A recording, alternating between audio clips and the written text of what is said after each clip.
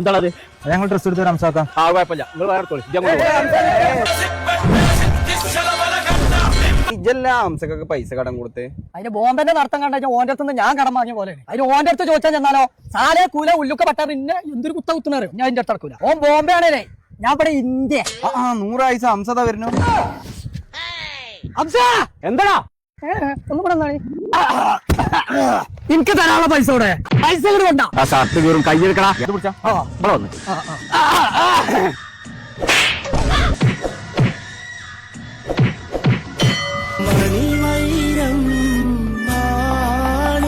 ഇങ്ങനെയാണ് പൈസ ചോദിക്കുന്നത്.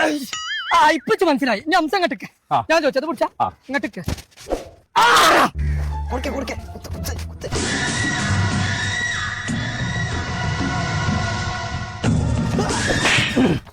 അന്റെ പൈസ അല്ല അല്ല അതാ അങ്ങനെ